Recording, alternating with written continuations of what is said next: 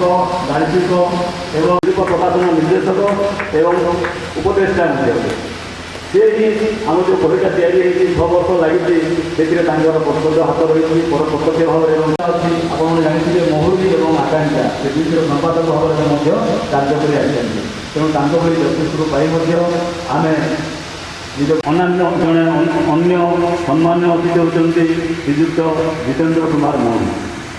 जी कि आमर हिल town civil society जो अच्छी भवानीपाटनार